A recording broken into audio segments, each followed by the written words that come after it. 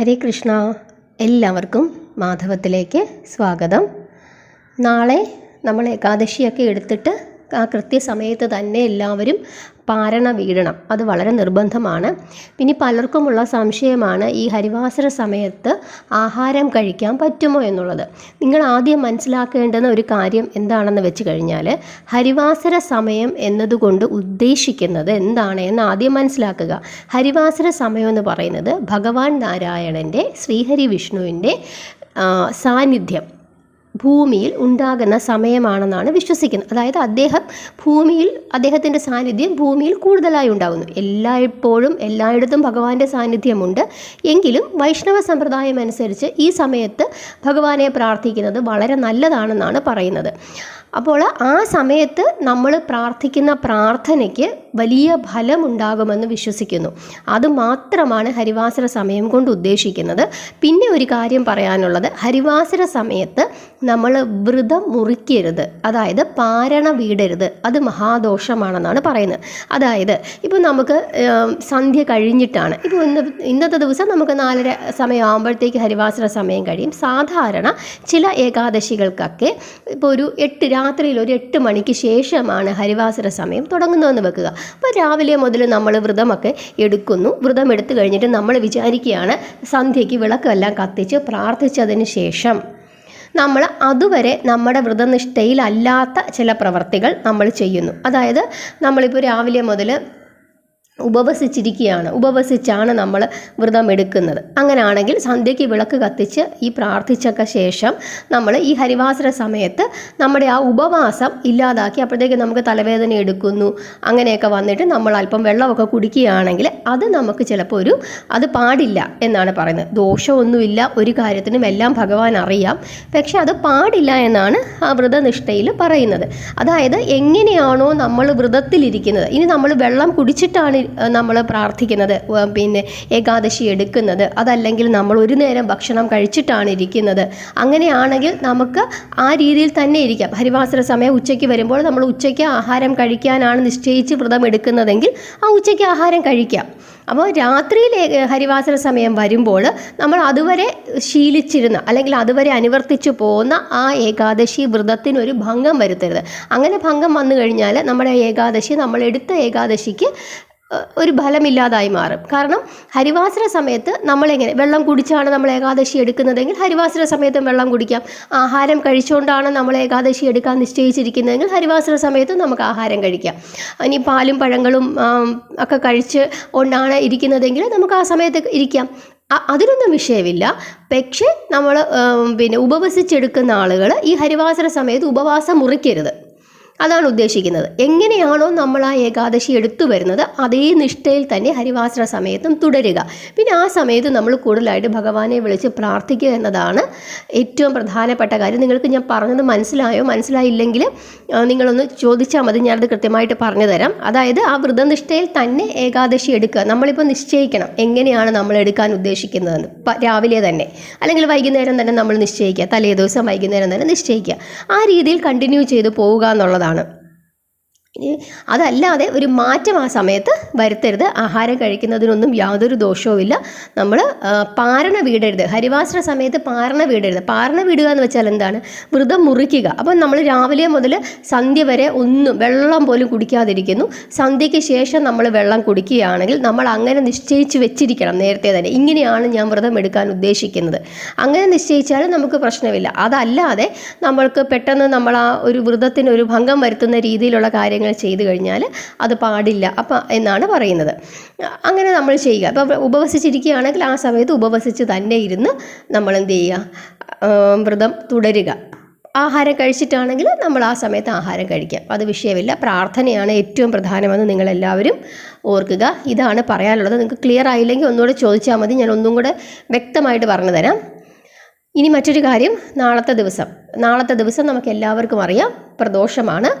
ഭഗവാൻ പരമശിവന് ഏറ്റവും പ്രധാനപ്പെട്ട ദിവസമാണ് പ്രദോഷമെന്ന് പറയുന്നത്. പ്രദോഷവ്രതം എടുക്കുന്നവർ എല്ലാവരും പാരണ വീടിയതിന് ശേഷം, അതായത് ഈ ഏകാദശി അവസാനിപ്പിച്ചതിന് ശേഷം വേണം പ്രദോഷത്തിലേക്ക് കടക്കാൻ. പ്രദോഷം എങ്ങനെയാണ് എടുക്കുന്നതെന്ന് എല്ലാവർക്കും അറിയാം. പകൽ മുഴുവൻ നമ്മൾ ഭക്ഷണമൊന്നും കഴിക്കാതിരിക്കും. സന്ധ്യയ്ക്ക് ശേഷം അരിഭക്ഷണം കഴിച്ചിട്ട് അമ്പലത്തിൽ നിന്ന് തീർത്ഥമൊക്കെ മേടിച്ച് കുടിച്ച് കരിക്കും വെള്ളമൊക്കെ കുടിച്ച് പഴങ്ങളൊക്കെ കഴിച്ച് രാത്രി നമ്മൾ നിർബന്ധമായും അരിഭക്ഷണം കഴിക്കണം. പകൽ മുഴുവൻ നമ്മൾ ഉപവസിക്കും. അങ്ങനെയുള്ളവരായാലും നമ്മുടെ ഏകാദശി വ്രതം പാരണ വീടി ജലം തീർത്ഥം കുടിച്ച് പാരണ വീടിയതിന് ശേഷം വേണം പ്രദോഷത്തിലേക്ക് കടക്കാൻ. അതല്ല നിങ്ങൾ ഒരു നേരം ആഹാരം കഴിച്ചുകൊണ്ടാണ് പ്രദോഷം എടുക്കുന്നത്, സുഖമില്ലാത്ത ആളുകളാണ്, വയ്യാത്ത ആളുകളാണെങ്കിൽ അങ്ങനെ നിങ്ങൾക്ക് ചെയ്യാം. പാലും പഴവും ഒക്കെ കഴിച്ചുകൊണ്ട് നിങ്ങൾക്ക് എടുക്കാം. എന്തു തന്നെയായാലും നാളത്തെ ദിവസം നമ്മൾ ഭഗവാൻ നാരായണനെ, ശ്രീഹരി വിഷ്ണുവിനെ പ്രാർത്ഥിച്ച് നമ്മുടെ ഏകാദശി വ്രതം അവസാനിപ്പിച്ചതിന് ശേഷം നമ്മൾ നാളത്തെ പ്രദോഷത്തിന് ഏറ്റവും പ്രധാനപ്പെട്ട സമയമെന്ന് പറയുന്നത് പകൽ സമയമല്ല.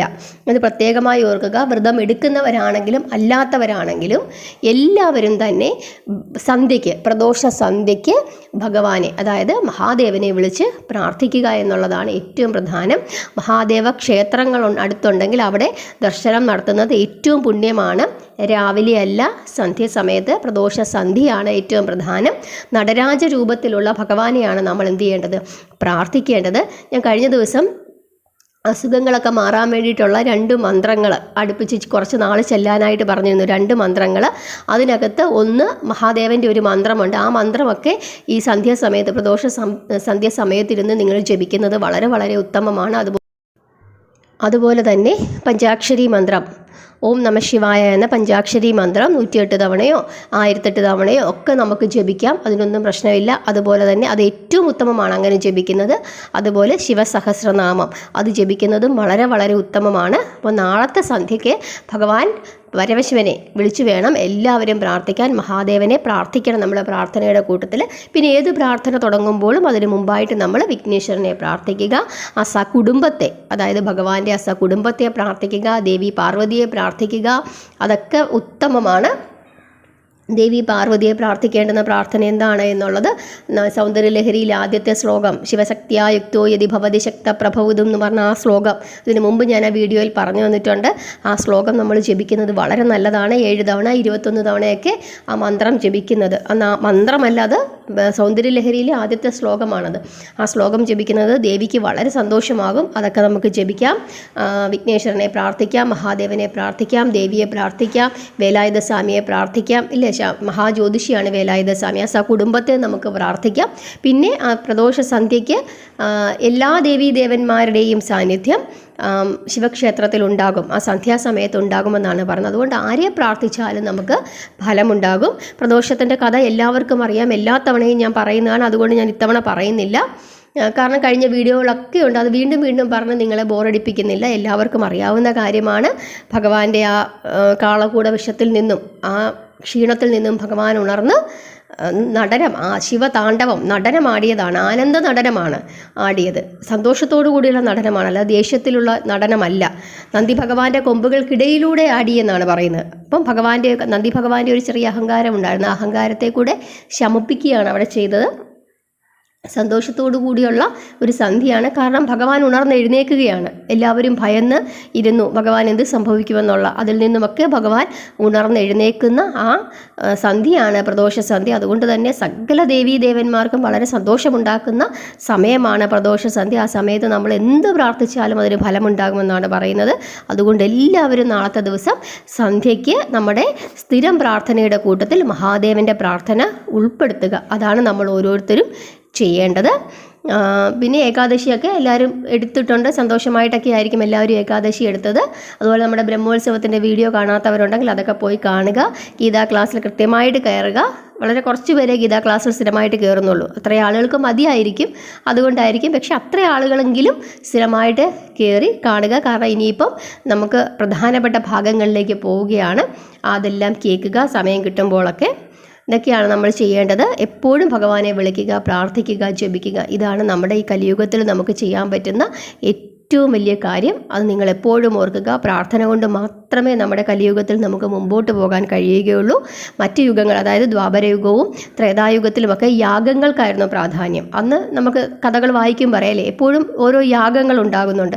ആ യാഗങ്ങൾക്ക് വലിയ പ്രാധാന്യം കൊടുത്തിരുന്നു. പക്ഷേ നമ്മുടെ കലിയുഗത്തിലുള്ള കാര്യമെന്ന് പറയുന്നത്, ഏറ്റവും പ്രധാനപ്പെട്ട കാര്യമെന്ന് പറയുന്നത് കൂട്ടത്തോടെയുള്ള പ്രാർത്ഥന, അഖണ്ഡ നാമജപം. അതുകൊണ്ടാണ് ഈ സപ്താഹ യജ്ഞങ്ങൾ പോലുള്ള യജ്ഞങ്ങളൊക്കെ നടത്തുന്നത്. അങ്ങനെ കറക്റ്റ് കർക്കിടക മാസത്തിലൊക്കെ നമ്മൾ രാമായണം വായിക്കുന്നു, അല്ലെങ്കിൽ ഭാഗവത യജ്ഞങ്ങൾ നടത്തുന്നു, ദേവി മഹാത്മ്യമൊക്കെ വായിക്കുന്നു, ദേവീക്ഷേത്രങ്ങളിൽ ശിവപുരാണങ്ങളൊക്കെ വായിക്കുന്നു. നമ്മുടെ തിരുവനന്തപുരത്ത് ശ്രീകണ്ഠേശ്വരത്ത് ചെന്ന് കഴിയുമ്പോൾ ശിവപുരാണമൊക്കെ വായിക്കുന്നത് നമുക്ക് കേൾക്കാൻ പറ്റും. അപ്പോൾ ഇതിങ്ങനെയുള്ള കാര്യങ്ങളൊക്കെ ചെയ്യുന്നത്, കൂട്ടായിരുന്ന ആളുകൾ ചെയ്യുന്നത്, ഇതുപോലുള്ള ഭാഗവത പാരായണങ്ങൾ, പ്രാർത്ഥനകളൊക്കെ കലിയുഗത്തിൽ വളരെ അത്യാവശ്യമുള്ള കാര്യങ്ങളാണ്. എങ്കിൽ മാത്രമേ നമുക്ക് ഓരോരുത്തർക്കും മുമ്പോട്ട് പോകാൻ കഴിയുകയുള്ളൂ എന്ന് വിചാരിച്ചെങ്കിലും നിങ്ങൾ ആ സ്വാർത്ഥതയോടുകൂടിയെങ്കിലും നിങ്ങൾ എന്ത് ചെയ്യുക, ഒന്ന് പ്രാർത്ഥിക്കുക. എല്ലാവരെയും ഭഗവാൻ അനുഗ്രഹിക്കട്ടെ. ഹരേ കൃഷ്ണ.